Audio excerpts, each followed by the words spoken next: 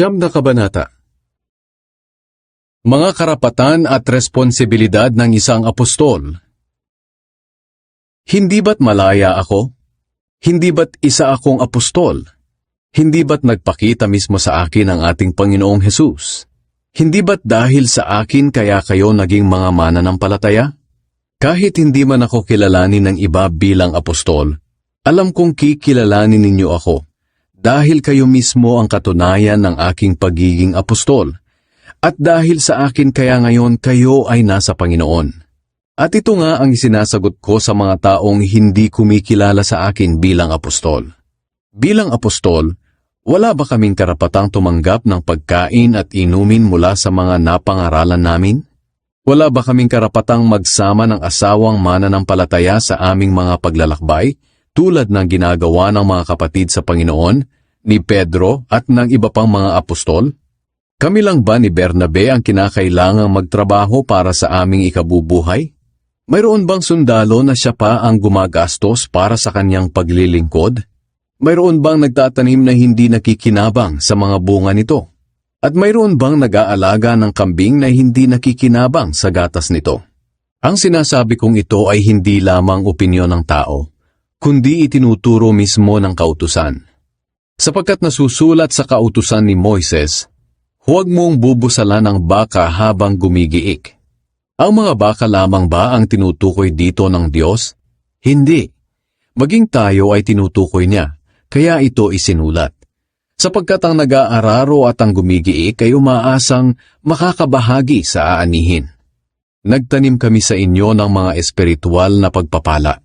Malaking bagay ba kung umani naman kami ng mga material na pagpapala sa inyo? Kung ang ibang mga mangangaral ay may karapatang tumanggap mula sa inyo, hindi ba't lalo na kami?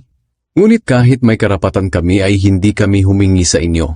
Tiniis namin ang lahat, upang sa ganoon ay walang maging hadlang sa pagpapalaganap ng magandang balita tungkol kay Kristo. Hindi nyo ba alam na ang mga naglilingkod sa templo ay tumatanggap ng pagkain mula sa templo? At ang mga naglilingkod sa altar ay tumatanggap din ng parte sa mga bagay na inialay sa altar. Sa ganito rin namang paraan, iniutos ng Panginoon na ang mga tumanggap ng magandang balita ay dapat tumulong sa mga pangangailangan ng mga nangangaral ng magandang balita para mabuhay sila. Ngunit hindi ko ginamit ang karapatan kong iyan. At hindi ako sumusulat sa inyo upang magbigay kayo sa akin ng tulong. Mas gugustuhin ko pang mamatay kaysa sa maalis ang karapatan kong ipagmalaki ito. Hindi ko ipinagmamalaki ang pangangaral ko ng magandang balita, dahil tungkulin ko ito. Nakakaawa ako kung hindi ko ipapangaral ang magandang balita. Kung ginagawa ko ito ng kusang loob, may maaasahan akong gantimpala. Ngunit ang totoo, ginagawa ko lamang ang aking tungkulin dahil ito ang gawaing ipinagkatiwala ng Diyos sa akin. Ano ngayon ang gantimpala ko? Ang itinuturing kong gantimpala ay ang kaligayahan na ako'y hindi nagpapabayad sa aking pangangaral ng magandang balita. Kahit may karapatan akong tumanggap ng bayad sa pangangaral ko nito. Kahit hindi ako isang alipin, nagpaalipin ako sa lahat upang makahikayat ako ng mas marami na sasampalataya kay Kristo. Sa piling ng mga kapwa ko Hudyo, namumuhay ako bilang Hudyo upang mahikayat ko silang sumampalataya kay Kristo. Kaya kahit wala man ako sa ilalim ng kautusan ng mga Hudyo, sinusunod ko ito upang madala ko sila sa pananampalataya. Sa piling naman ng mga hindi Hudyo, namumuhay ako na parang wala sa ilalim ng kautusan upang madala sila sa pananampalataya. Hindi nangangahulugan na hindi ko na sinusunod ang mga utos ng Diyos, dahil ang totoo, sinusunod ko ang mga utos ni Kristo. Sa mahihina pa ang pananampalataya, nakikibagay ako upang mapatatag ko sila kay Kristo.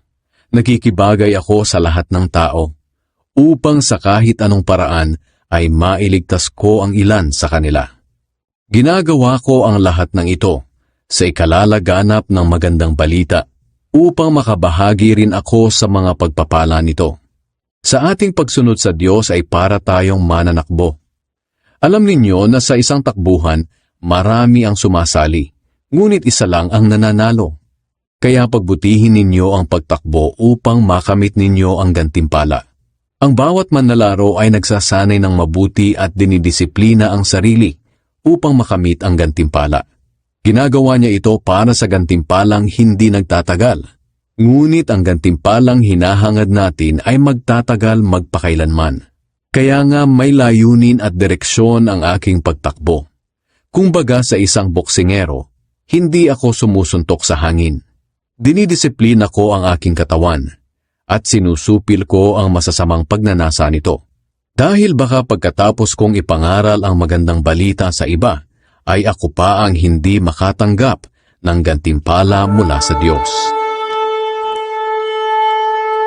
Read the scriptures. Lahat ng kasulatan ay isinulat sa pamamagitan ng kapangyarihan ng Diyos at mapapakinabangan sa pagtuturo ng katotohanan, pagsasaway, pagtutuwid, at sa pagsasanay sa matuwid na pamumuhay para maging handa sa lahat ng mabubuting gawa ang naglilingkod sa Diyos.